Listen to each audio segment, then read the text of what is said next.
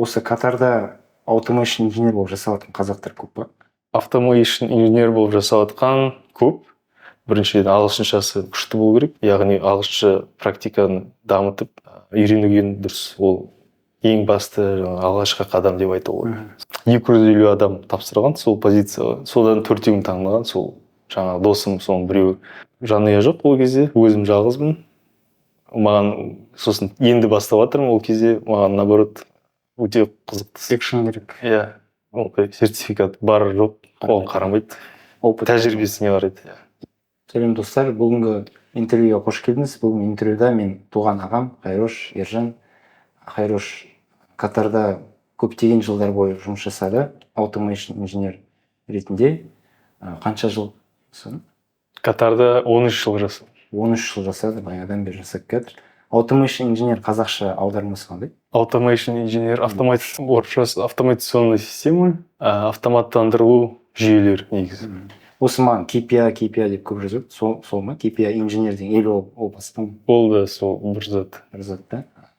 Қазақша KPI инженер. Өйткені көбінесе маған KPI инженер деп жазады. Бірінші сұрақ, instrumentation инженер болып жүріп, automationға қалай өтуге болады дейді. Өзіңнің ойыңды айтып кетсең. Ол екі бөлек нәрсе. Негізі өте жақын салалар, бірақ инструменті жақсы білім алса, автоматизацияға өту өте оңай. Тек қана бір софт жағынан бір жүйелерді біліп алып, ары қарай өтуге өте оңай. Негізі бір сала деп айтуға болады. Мысалы, ол кісі instrumentation инженер болып тұр ғой. Қалай ауысу керек? Мысалы, қандай софт білген болу керек? Мысалы,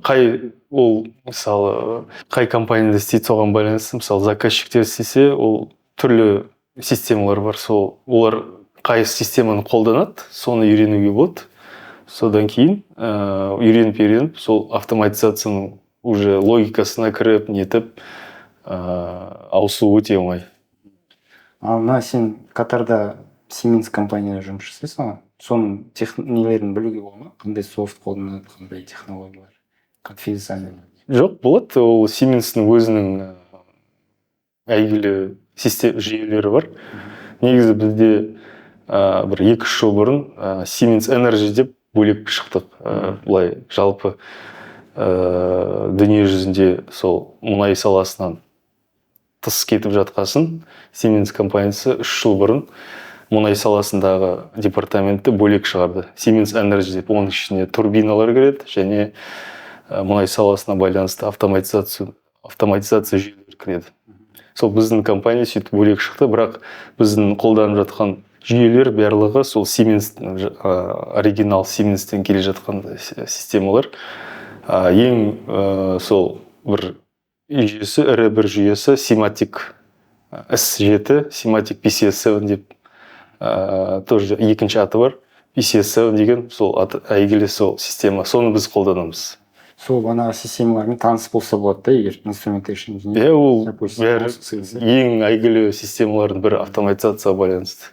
Жалпы Siemens ірі компаниялардың сол системадағы, сол саладағы ірі компаниялардың бірі болғандықтан ол әйгілі. Әрбір интернетте болсын, любой тренингте үйретеді. Курстар көп. YouTube'те де бар тегін курстар. Udemy деген сияқты платформалар бар ғой, мысалы. Мен оны білмедім. Coursera деген бар. Содан іздеп көрсе тоже. Меніңше ойымша бар. YouTube'та болса точно сол жақта бар. Осы Катарда automation инженер болып жасап жатқан қазақтар көп па? Automation инженер болып жасап жатқан көп. Қатты көп деп айтпайын, бірақ бар. Негізі көп емес, бар. Мен білетіндер барлығы. Мен 4-5 адамды ғана білем. Мысалы, қазір жаңадан көп келе жатыр қазақтар, мүмкін оларда бар шығар. Бірақ мен білетім бір 5-6 адам, 4-5-6 адам. Олардың көбі, бірақ, по-моему, вахтымен жұмыс жасайды, да? Екеуі вахтымен, үшеуі вахтымен істейді. Сол неде офшорда платформада істейді. Бір апта, бір ай. Негізі вахтымен жұмыс жасаған жақсы ма? Или осы жерде қалып 5-2 Катарда тұрып жұмыс жасаған? Ол адамға байланысты. Мысалы, мен өзім вахтаны қатты қолдамаймын. Себебі 4 апта семьясыз жаңағы қиын нелерде жағдайларда, себебі анда мысалы әсіресе жазда өте ыстық, сыртта жүру мүмкін емес. Енді жұмыстың бәрі іште, енді бірақ сыртқа шығу керек, арасында өте қиын. Сол үшін мен өзіме қалада болғанды қалаймын. Бірақ арасында біз бәрібір шығып тұруға мәжбүр боламыз. Енді мен жылына бір 3-4 рет барып келем. Шамамен 3 апта командировкаға әрбір барған сайын. Кстати, мынандай бір сұраған бір оқырман. Өзі ТШО-да ма бір жерде жасайды. Оған бір ұсыныс келген осы Катарда вахтамен жұмыс жасау платформада ғой. И менен сұраған, барғаным дұрыс па, бармағаным дұрыс па, себебі ол ыстық қой, өліп тұр ғой, платформада жағдай оңай емес. Зарплата жағынан тоже қатты плюста емес та. Мен бірақ оған кеңес бердім, барғаным дұрыс, себебі международный опыт. Да, мен де келісемін. Себебі вахтымен, вот жаңа мен айтып кеттім, минусында вахт, бірақ плюстары, мысалы, уже семья болып тұрақтанып, мысалы, Қазақстанда тұрып жатсаң, онда мұнда вахтамен жасау өте жеңіл. Себебі семьяң сонда бәрібір сен тең кезде вахтада істесең, мұнда істесең бір зат уақыты бойынша. Себебі мұнда келесің, 4 апта жұмыс істейсің, сосын 4 апта бойы семьямен боласың.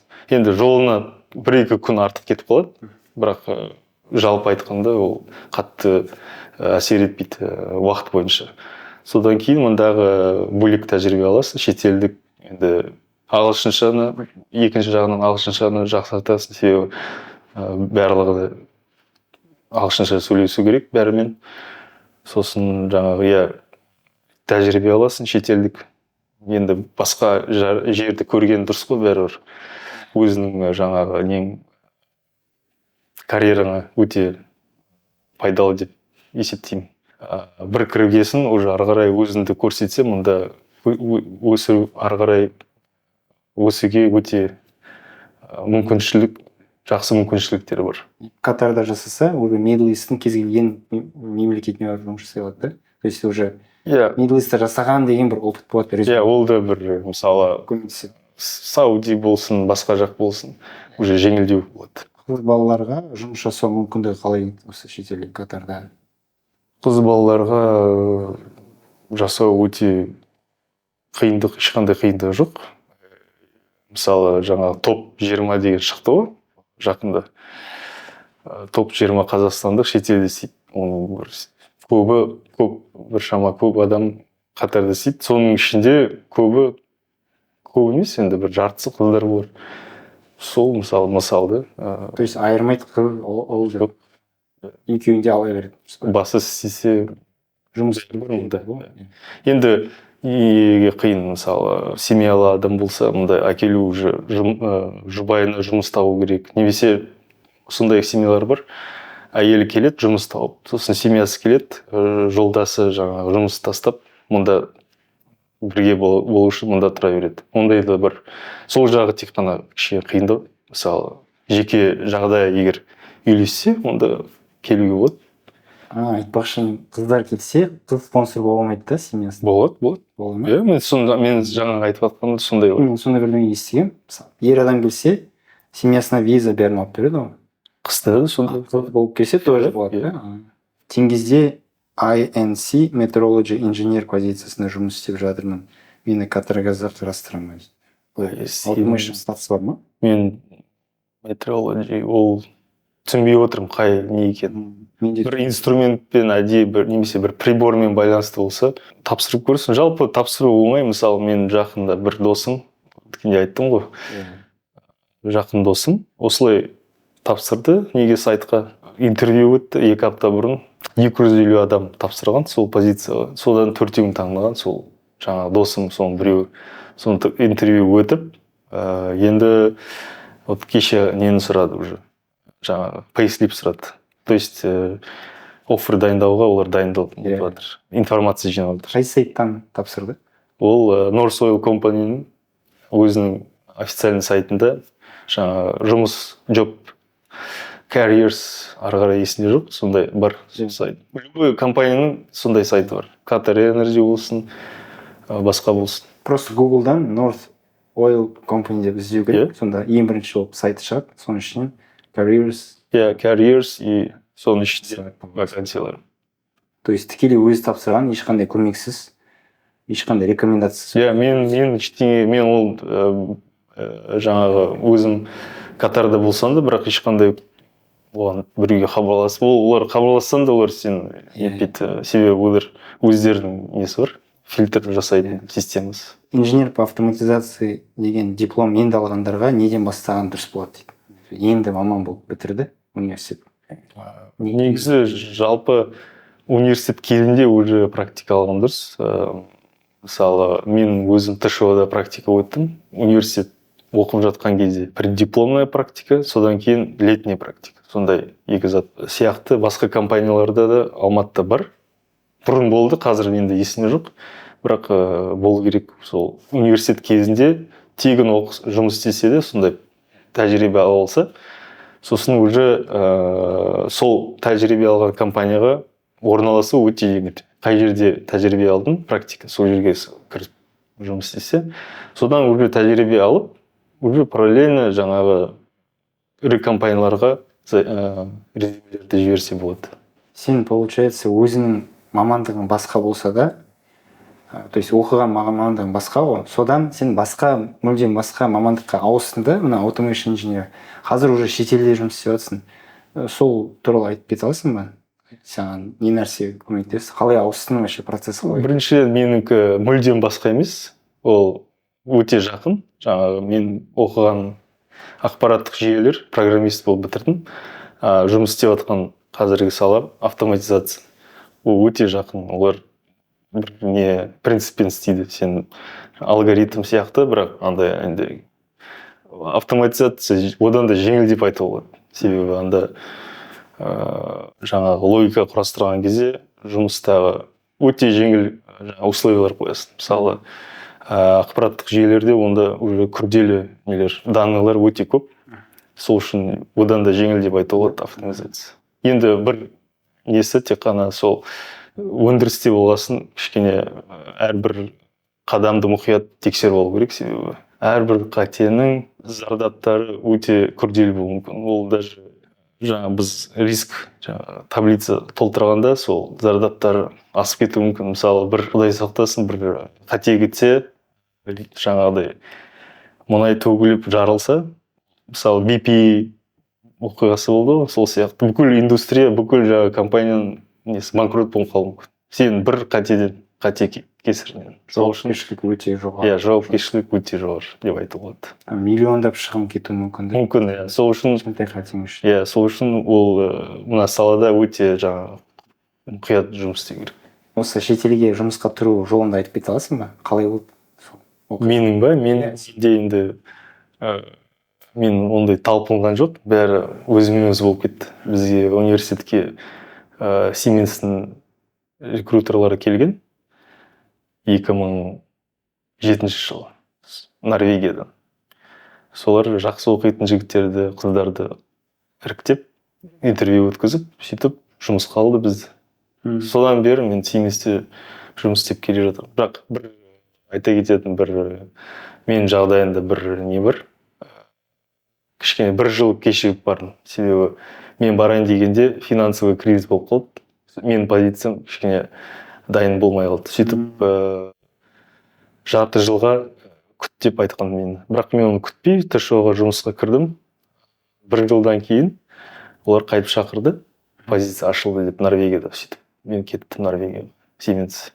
Содан бері Siemens'те жұмыс істеп келе жатырмын. 2008-ден бері. Университетте оқып жүрген студенттерге алтын сырға да келіп тұратын шығар, оларға да әртүрлі компания. Менің білуімше жаңағы мен жұмыс істеген рекрутер әлі сол системада сондай немен істейді. Жаңағы іріктеп, сосын таңдап шақырады. Бірақ мен барған кезде бір үлкен проект ашылған еді, сол кезде көп позиция болған. Қазір ондай бар ма жоқ па, мен точно білмеймін. Job фейрлер болып тұрады шығар Алматыда, Астанада. сол сияқты. сол компаниядан бола ма болмай ма білмеймін, бірақ 3-4 адам әлі сол рекрутер арқылы істеп жатыр. Бірақ олар уже тәжірибелі адамдар. Қазір жаңа адам таңдап жатыр ма, мен білмеймін, себебі ондай үлкен проект уже жоқ қазіргі бұрынғыдай. Мына Қазақстанда жасап жатқан осы салада automation, instrumentation, сол саланың мамандары қазақстандықтар жалпы, оларға қандай кеңес бересің? Шетелдегі жұмысты қалай іздесе жақсы оларға? Қай сайттардан қараған жақсы? Өзің білуіңше. Өзім білуімше, егер олар нағыз шетелде жұмыс істейін деп тәжірибе аламын десе, біріншіден өздерінің компаниялар арқылы тырысуға болады. Өздері шетелдік компанияда істесе, мысалы көп қой Қазақстан, Honeywell жаңағы. Сол жақтан секіріп та. Солардың ең жеңілі сол. Өздерінің жаңағы басқа региондарда істеп жатқан проекттеріне ауысу, ішкі система бойынша ең жеңілі сол. Егер шетелдік компанияға қатысы жоқ, бөлек жеке компанияда істесе, онда жаңағыдай сайттарға кіріп резюмелер тапсырса болады. Бірақ енді оны тапсыру үшін біріншіден ағылшыншасы күшті болу керек. Яғни ағылшынша практиканы дамытып үйренуге дұрыс. Ол ең басты алғашқы қадам деп айтуға болады. Содан кейін тәжірибесі мол болса өзінің саласында, оны уже резюмеге жақсырап келтіріп тапсыруға болады. Жаңа мен айтқандай ірі компаниялардың сайттарынан немесе рекрутерлардың LinkedIn-де болсын, өзінің бөлек сайтында болсын, резюмелерін тапсырса болады. Сенің білуіңше Катарда қазір қандай мамандықтарға сұраныс бар? Сен былай естіп отырсың? Мен естуімше сол мұнай саласындағы барлық мен көріп жатқан қазақтар, келіп жатқан қазақтар естимін, әр түрлі салада істейді, бірақ мұнайға байланысты бар. Саласында геологтар бар, даже финансисттер бар жаңағы мұнайға байланысты. ТШО-да істеген, НСО-да істеген. Сол үшін меніңше Катар Energy, LNG-нің жаңа жобалар көп, соған байланысты деп ойлаймын. Процесс инженер көрдім кеше болды. Ендігі 2-3 ай болған. Көбейіп жатыр жалпы қазақтар. Жұмыста көбіне қандай язык программированиемен қолданасыз дейді? AutoCAD, OpenLogic, Arduino, HTML, Delta V. Қайсысын оқыған жақсы дейді? Бұл енді әрбіреу әртүрлі ғой. Мысалы, өзі қай салада істейді, соған байланысты. Именно осы automation. Ондай бәрін үйрену деген мақсат жоқ. Основасын білсе, онда любой тілді үйренуге болады бір апта ішінде. Сол үшін бәрін үйрену деген мақсат жоқ. Ірі тілдер білсе болды. Сіздер жазасыздар ғой программирование. Қандай тіл қолданады? Біз жазбаймыз. Біз құрастырамыз, бізде уже бәрі дайын. Біз Semantic PC7 деген өзінің библиотекалар бәрін уже баяғыда жазып берген. Дайын тұрған блоктар дейміз, соның логиканы біз өзіміз құрастырамыз. Мышкамен да? Кодпен жазу кейде болады, бірақ өте сирек, ондай көп қолданылмайды кодпен жазу деген. То есть надо визуально программирование, да, получается, drag and drop, фильтру, логикасын құрастыру, и уже астынан өзі код өзі жазылады автоматически. Қандай халықаралық сертификаттар маңызды дейді, сіздердің automation саласына мысалы? Қандай сертификат алған жақсы automation инженеріне? Қандай сертификаттар котируется? Біздің жұмыста сертификат бар жоқ, оған қарамайды. Тәжірибесіне қарайды. Именно сіздің оборудованиемен жасаған тәжірибе болар па, или жалпы? Бізге енді әрине, бізге келетін адам болса, Siemens-пен тәжірибе болған дұрыс. Басқа саладан келген бізде ондай жоқ. Бірақ ондайлар бар енді, бірақ Siemens-те де істегендер, сондайлар біздер кіреді. Жұмысқа аламыз сондайлар. Жұмыс көп па, қандай PLC-лар? PLC дейді. PLC деген жаңағы programmable unit. Андай кәдімгі компьютер, бірақ ол индустриальный компьютер, бүкір жаңағы сигналдарға байланысты логиканы соның ішінде қоясың. Жаңағы мен айтып жатқан блоктар бәрі құрастырып боласын, жаңағы PLC-дің ішіне қоясың. Ол PLC общий бүкіл любой компанияның PLC әртүрлі, бірақ аты сол бір PLC дейді. Сол үшін ол жаңа айтқандай бір өзінің істеп жатқан саласын білсе, уже ары қарай оңай любой нені үйренуге. Автоматизацияға деген махаббатты, құлшынысты қалай ашса болады дейді. Ондай махаббат сезім жоқ. Үйренсе, өздері қызығып кетсе болды. Өте қызық, негізі үйреніп кетсе ары қарай. Әртүрлі қызық нелер болады. Күрделі тапсырмалар болады. Соны шешуге тырысасың. Менің ойымша сен историяңды айтсаң қызық болады сияқты. Мысалы сен как ты плавал там по океану Китайдан. Иә, ол менің ең алғашқы оқиғалар болды. ол 2009-да болды ғой.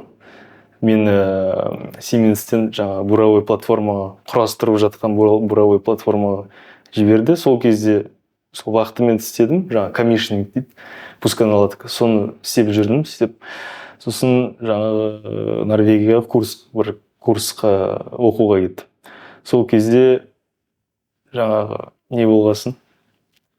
Крисмас уақыты болғасын. Баратын адамдар бармай қалды.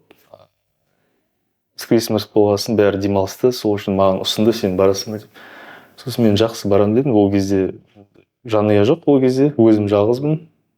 Маған сосын енді бастап жатырмын, ол кезде маған наоборот өте қызықты. Экшн керек. Иә. Не болды? Тәжірибе болады деп кеттім. Сөйтіп Сингапурға бардым. Сингапурда жаңағы мен пусканаладка істеген буровойға жеткізді қайықпен. Сингапурда 2 аптадай тұрды буровая. Не сондай адамдарды ауыстыру, запчастьтер алып келу мақсатымен. Содан кейін 3 апта бойы план бойынша жаңағы Reunion Island деген жерге бардық. Енді барардан алдын түнде сол жаңағы бір растер дейді. Мына жаңағы буровой айтпақшы өзі жүзетін 8 ба 6 трастер бар, жаңағы пропеллер өзі жүзеді. Соны біреу жасамай қалыпты. Соны жасамай қалғанда именно сол кететін таңда түнде жасамай қалған. Сосын мені түндегі сменщик оятып жасамай жатыр, не істейміз деп. Ол жаңағы пульт басқа компаниядікі, а логикасы біздің Siemens-тікі. Енді ол буровойда негізі жалпы Siemens-тен көп күрделі заттар болды. Әртүрлі системалардың көбі Siemens болды. Соның біреуі жаңағы Thruster Control. Оны мен өзім жеке істеген жоқ, сол үшін білмедім не үшін ол жасамай қалған. Бірақ әйтеуір үлгердім, неге телефон соғып, Норвегиядағы сол жасаған инженерге хабарласып, ол айтты, сондай болып тұрады. Осылай істейсің деп, сөйтіп әйтеуір істедім. Содан кейін жүріп кетті буровой. Себебі оны істемесе, әрбір тұрып қалған уақыты өте қымбат. Арендасы бар, несі бар, адамдар бар деген сияқты. Сөйтіп әйтеуір кеттік. MVP болған шығарсыз сол күні. Иә, бұл кезде сондай болды. Түнде мен іздеп, бәрі мені күтіп отырды. Мен соны істегеннен кейін жүріп кетті ары қарай. Буровой. Сосын смело барып ұйықтадың ба? Иә, содан кейін 3 апта бойы спокойно жүрдік. Бәрі жаңа қарап, нетіп, әйтеуір жеттік. Аман-есен уақытында жеттік. По-моему, сол жүргенде Мадагаскарға барып тоқтадың. Иә, Мадагаскардың қасында Reunion Island деген бар. Сол жерде жаңа пересменка болды. Мен кетіп, менің орнына басқа жігіт келді. Сосын сол жерден ұшып кеттің ба? Иә, сол жерден кейін ұшып кеттім. Так что, білмеймін, мотивация ретінде күшті сияқты. Елдің әртүрлі елді көресіңдер да. Дүниенің төрт бұрышына бара аласың. Неше түрлі мүмкіндіктер бар да. Вот сізге мотивация, автоматизация. Тағы бір сұрақ. Бизнес туралы басты. Бас я себебі мен білмеймін. Жоқ, бірақ естіп жатқан болса да хотя бы. Просто идея ретінде. Жоқ, қандай мысалы. Ол любой бизнестің несі бірдей. Ол просто автоматизация, бөлек сала. Тап сондай саланың түр-түрі бар. Бизнес бастау, бәрінің несі қадамдар бірдей деп ойлаймын. Шетелде бар, бірақ бізде жоқ. Қандай автоматизация саласындағы бизнес бар? Менің хабарым жоқ. сенің салаңда автоматизацияда ағылшын тілі қаншалықты маңызды, қандай деңгейде болу керек? Өте жақсы деңгейде болу керек. Как минимум full intermediate қалай еді? Advanced па? Advanced болу керек па прям? Иә. Upper intermediate емес па хотя бы? Upper intermediate болса мүмкін болатын бар, бірақ advanced болған дұрыс. Менде upper intermediate просто. Upper intermediate деп айтып барады шығар. Advanced деген ол андай ғой. Бизнес аналитик. себебі анда сөйлесу керексің адамдармен.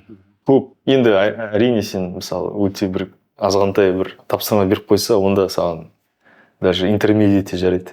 Бірақ сен түсіндіру керексің, не істедің, қалай. Английский мықты болу керек вообще. Болған upper intermediate деп айтайық. Қандай именно скиллдарға, қандай қабілеттерге қарайды автоматизацияда? Мысалы IT-де басқа скиллдар, сіздерде басқа скиллдар деген сияқты. Енді ең бастысы сол адам ақылды болу керек. Әртүрлі жаңағы жағдайда болады. Сонда уақытында жауап беруге, уақытында орындауға қабілеті болу керек. Өзінің бөлек былай жеке айтсам, енді бұл барлық салада бірдей. Мысалы математикасы жақсы болу керек, жаңағы әртүрлі инженерлік тапсырмаларды орындауға. Жаңағы программалау тілдерін меңгерген болса, одан да жақсы. Сен жаңа айтып кеткендей, программирование білетін болса, уже автоматизация оңай ары қарай алып кетуге. Содан кейін енді қосымша енді әрине жаңағы электротехниканы білген дұрыс. Себебі біздің салада өндірістікте болғасын, жаңағы шкафтарды қалай білу керек. PNID деген бар, жаңағы чертеждар қалай жұмыс істейді, соларды білген дұрыс. PNID электрика жағынан білген өте жақсы. Достарымда негізі көп тағы сұрақтар қалып қойды менде. Бірақ қазір үлгере алмаймын барлығын сұрауға, сондықтан пока бірінші часть деп осыны қорытындылайық. Қайраш, көп рахмет. Осылай аз уақыттың ішінде то есть short notice дейді ағылшынша. Заранее айтпай, просто звондан келіп жасайыншы деп. Өйткені адамдар сұрады да. Сондықтан рахмет уақыт бөліп осылай сұрақтарыңа жауап бергеніне. Тағы да көп сұрақтар қалып қойды, бұйырса тағы бір отырып. Жарайды. Сол, рахмет, көп тағы сұрақтар болса, если что, мына форманы төменге түсіріп кетемін видеоның астына. Сол формаға сұрақтарыңызды жазсаңыздар болады. Рахмет. Рахмет.